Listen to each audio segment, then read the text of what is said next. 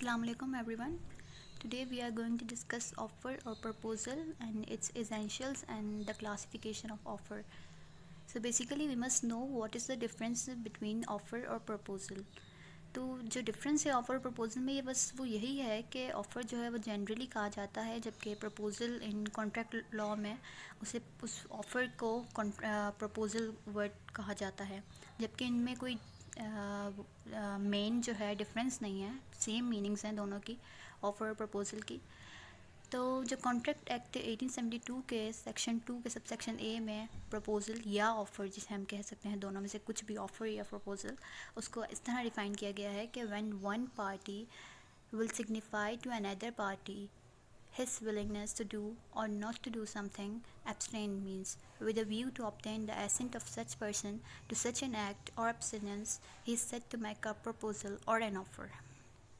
ठीक है, तो ये जो है डेफिनेशन वो सेक्शन 2 का सबसेक्शन ए बताता है कॉन्ट्रैक्ट एक्ट 1872 का। तो हम इसे पॉइंट्स में करके समझते हैं ताकि हमें अच्छा समझ आए। तो इसका पहला पॉइंट हम ये देखते हैं कि पहला डेफिनेशन में ये कहता है when one person signifies to another.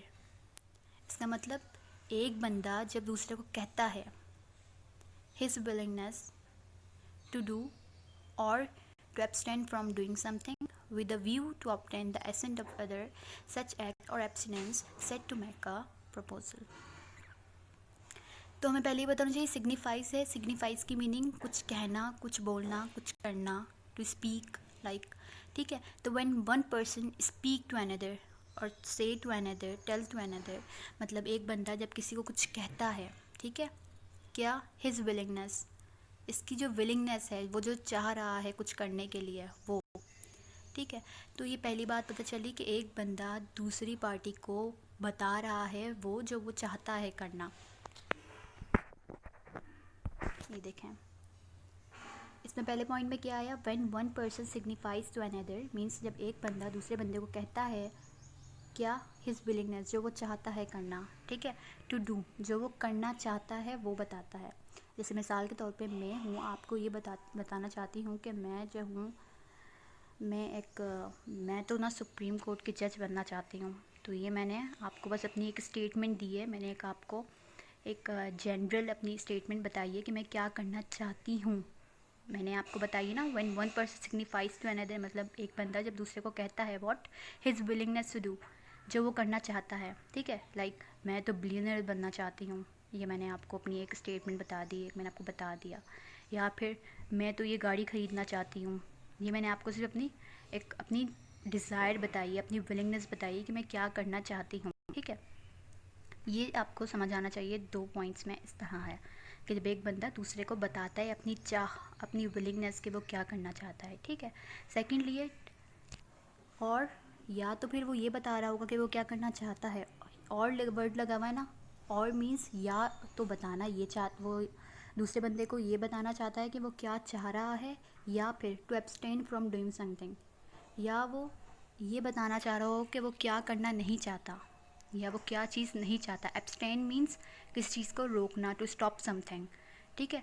तो इसका मतलब ये है कि when one person signifies to another, इसमें हम अब अगर बीच वाली लाइन को कट कर दें, इसमें भी वो विलिंगनेस नहीं बता रहा, क्योंकि इसमें और आ गया ना, तो हम नेक्स्ट वाली बात देखते हैं।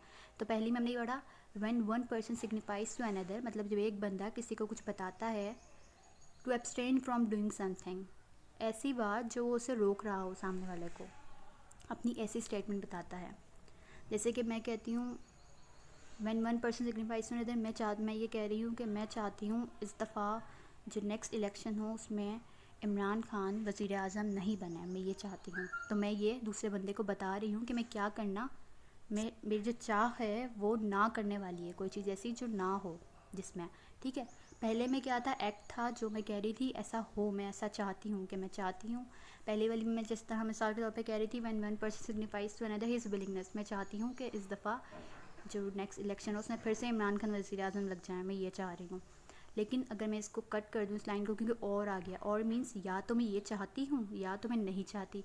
तो नहीं चाहती मैं क्या, मैं दूसरे को बता रही हूँ कि मैं ये बात दूसरे बंदे को बता रही हूँ कि मैं ये चाहती हूँ कि अब इस दफ़ा जो नेक्स्ट इलेक्शन हो उसमें इमरान खान प्राइम मिनिस्टर ना बने। तो इसका मतलब इस डेफिनेशन में ये दो स्टेटमेंट्स आ गई। सबसे पहले ये मेरी जनरल स्टेटमेंट थी, when one person signifies to another. मेरी ये statement is willingness to do, मैं क्या करना चाहती हूँ। एक ये मेरी पॉजिटिव स्टेटमेंट थी, और to abstain from doing something, या फिर मैं सामने वाले को ऐसा चीज़ बता रही हूँ जो मैं नहीं करना चाहती या मैं जो नहीं चाहती हो। तो ये दोनों जो जो थी वो थी स्टेटमेंट्स, ठीक है। अब अगर इस इन स्टेटमेंट में मैं ऐसी बात करूँ या मेरी ये स्टेटमेंट करने का पर्पज़ ही चेंज हो जाए तो वो क्या बन जाएगा। जैसे मिसाल के तौर पे मैंने एक बात बोली, सिर्फ ये कि मैं ये गाड़ी ख़रीदना चाहती हूँ। When one person signifies to another, मैंने किसी और को ये बात बोली कि मैं ये गाड़ी ख़रीदना चाहती हूँ, ठीक है। लेकिन अगर मैं उसके साथ ये बोल दूँ कि क्या आप मुझे अपनी गाड़ी बेचेंगे, इसका मतलब मैंने जब ये बात बोल दी तो मैंने इस तरह कहा, with a view to obtain the assent of other. इसका मतलब with a view means with the purpose to obtain the assent. इसका मतलब मैंने इस पर्पज़ से ये बात बोली है ताकि मैं सामने वाले का अप्रूवल ले सकूं, तो वो ऑफ़र बन जाएगी। देन सच एक्ट और एब्सटिनेंस सेट टू मेक का प्रपोजल, राइट।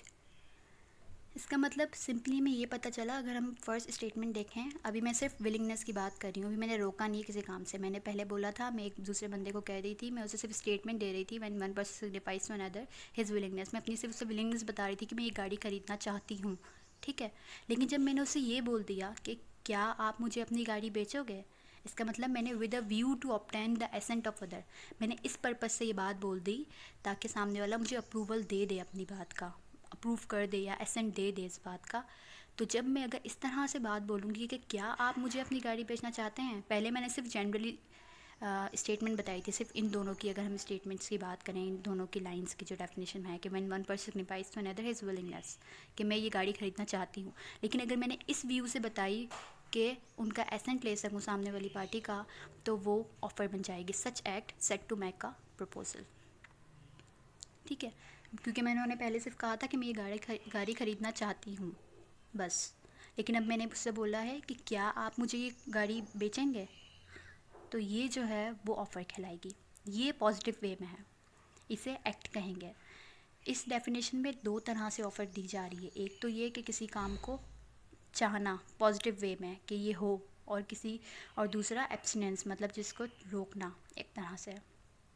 अब हमने मैंने जो एग्जांपल दी एक तरह से ये थी विलिंगनेस की, जो वो करना चाह रहा है। जैसे मैंने एक जनरली पहले ये दो में बताई कि when one party signifies to another his willingness, मैंने पहले इस वाली स्टेटमेंट का बताई। और जो थर्ड जो हमारी ये स्टेटमेंट है, इसको मैंने, जो ये थर्ड लाइन है, इसको मैंने यहाँ से अभी बीच में से गायब किया हुआ, अभी हम ये बात नहीं कर रहे हैं। तो इसमें हमने क्या बताया कि मैं ये गाड़ी ख़रीदना चाहती हूँ, मैंने सिर्फ ये बात की। लेकिन अगर हम ये वाली बात करें, with a view to obtain the assent of other, लेकिन मैं अगर इस तरह बताऊँ कि सामने वाले का मुझे अप्रूवल चाहिए इस मकसद से, तो वो बात इस तरह हो जाएगी कि क्या आप मुझे अपनी गाड़ी बेचेंगे। मैं उससे पूछ रही हूँ, उसे ऑफ़र दे रही हूँ कि क्या आप मुझे अपनी गाड़ी बेचेंगे। तो इस तरह की जब भी कोई बात होगी तो वो ऑफ़र कहलाएगी, ठीक है। ये बात थी उसकी जो एक्ट कर रहे हैं, जो पॉजिटिव वे में है। अब हम बात करते हैं ये सेकंड वाली लाइन की। ये विलिंगनेस वाली हो गई क्लियर, कि जब एक बंदा दूसरे बंदे को अपनी विलिंगनेस बताए, किससे, अपना कोई इस मकसद से कि सामने वाला उसे अप्रूवल दे दे, तो वो होता है प्रपोजल या फिर ऑफ़र, ठीक है। लेकिन अब हम बात करेंगे ये सेकंड वाली की, थर्ड जो है, to abstain from doing something, मतलब मैं किसी को रोक रही हूँ ऐसा करने से।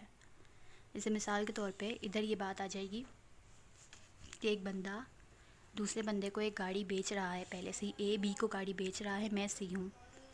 मैं ए को कहती हूँ कि तुम इसे गाड़ी नहीं बेचो, अगर तुम इसे गाड़ी नहीं बेचोगे ना तो मैं तुमसे ख़रीद लूँगी। तो जो ये वाली ऑफ़र है ना, इसे बोलेंगे एब्सटिनेंस। जो मैंने उसको, सामने वाली पार्टी को रोकने, कुछ मना किया है पहले, कि अगर तुम ये वाली जो तुम गाड़ी बी को बेच रहे हो, अगर तुम नहीं बेचोगे तो मैं ख़रीद लूँगी तुमसे। तो यहाँ पर जो ऑफ़र है वो एब्सटिनेंस पे आती है।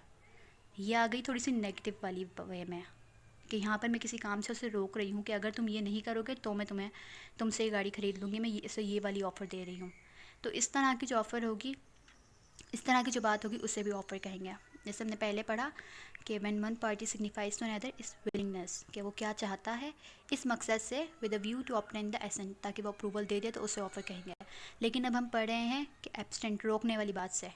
पहले वाली तो सेम रहेगी, when one person signifies to another to abstain from doing something, मतलब जब एक बंदा दूसरे बंदे को बताता है किसी चीज़ को रोकने से, इस मकसद से, with a view to obtain, इस मकसद से, to the assent of other, कि इस मकसद से बताता है कि सामने वाला मेरी बात मान जाए या उसे अप्रूव कर दे, तो इस तरह के एब्सटिनेंस को प्रपोजल कहेंगे।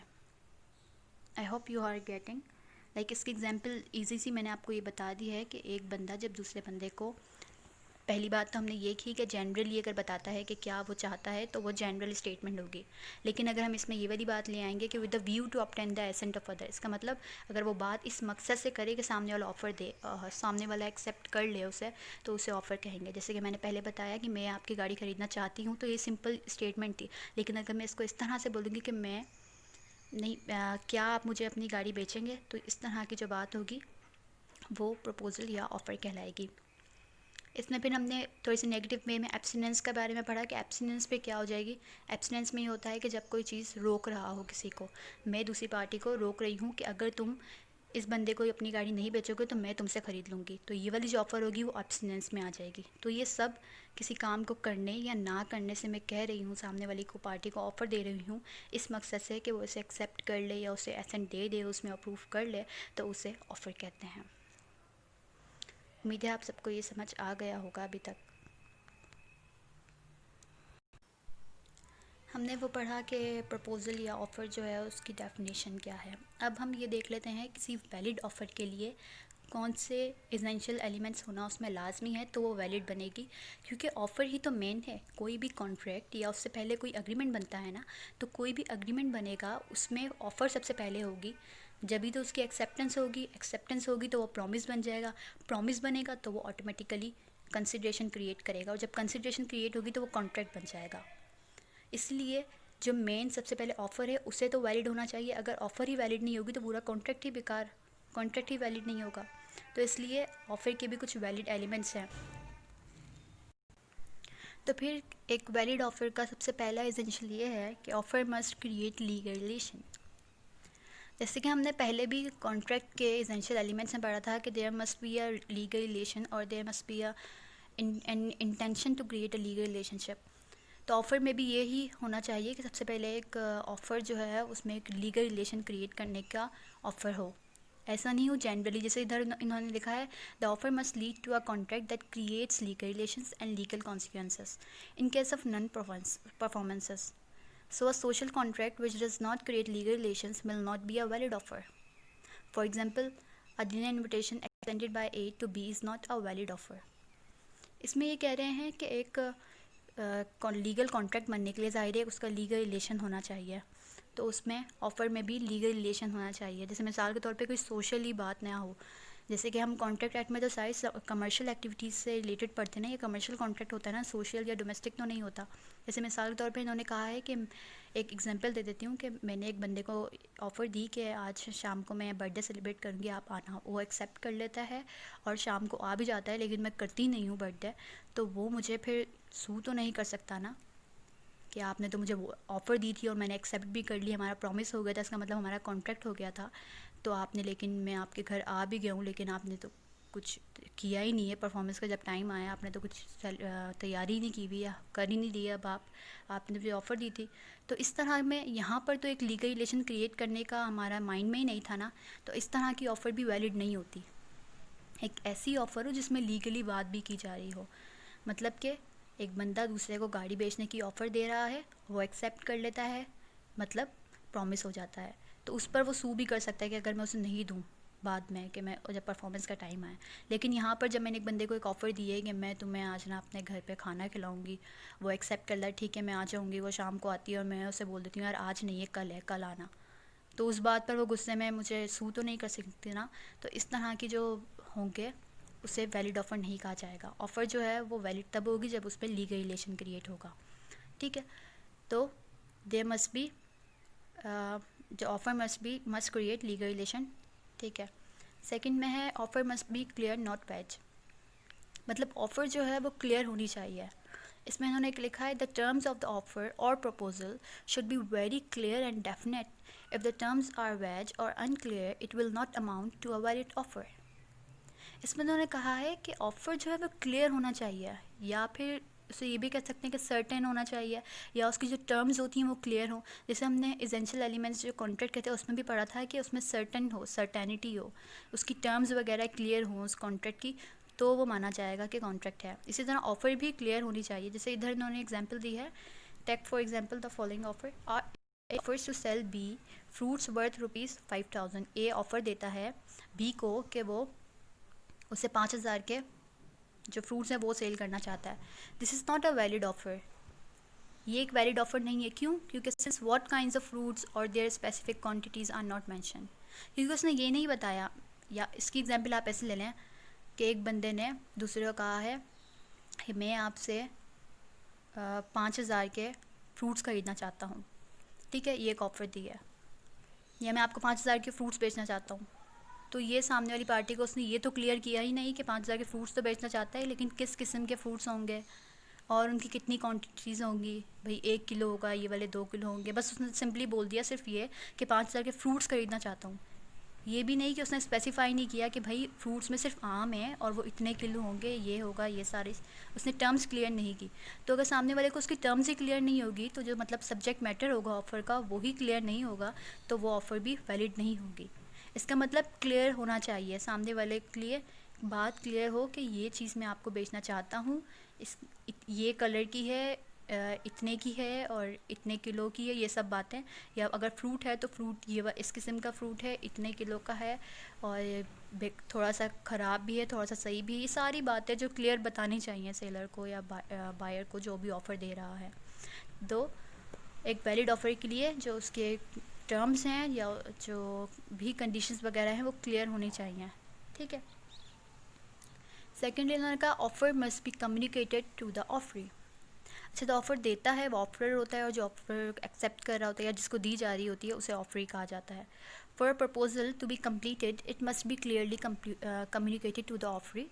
Not offeree can accept the proposal without knowledge of the offer. It makes clear that acceptance in ignorance of the proposal does not amount to acceptance. जैसे मिसाल के तौर पे इसकी मिसाल ऐसे है कि मैं सो रही थी, सो के उठी, मैंने मन में अपने सोच लिया कि ना मैं आज ना मेरी जो बुक्स रखी हुई है ना वो मैं अपने जो मेरे नेबर में रहते हैं ना उनको बेच दूँगी, ठीक है, या फिर उन्हें ऑफ़र दूँगी ये बात की कि आप मुझसे बुक्स ख़रीद लें 4000 में। मैंने अभी उनसे बात भी नहीं की, मैं उनसे मैसेज करके बोल रही हूँ डायरेक्ट कि आपको मैंने ऑफ़र दी थी ना, तो आपका क्या ख्याल है, आप एक्सेप्ट करेंगे या नहीं? वो कहेंगे आपने तो दी ही नहीं है मुझे। तो इसका मतलब मैंने उनसे कम्युनिकेट ही नहीं की। अगर मैंने अपने मन में ही सोचा है और उनसे बात तक नहीं की तो ये तो ऑफ़र नहीं होगी ना, तो ऑफ़री को जब पता ही नहीं है। तो इस तरह की ऑफ़र जो सामने वाले को क्लियर पता भी नहीं है और हम आगे उससे बात करने लग जाएं तो ये भी ऑफ़र नहीं कहलाती। तो ऑफ़र मस्ट बी कम्युनिकेटेड। जैसे इन्होंने एक सेकंड बात ये कही है कि it makes clear that acceptance in ignorance of the proposal does not amount to acceptance.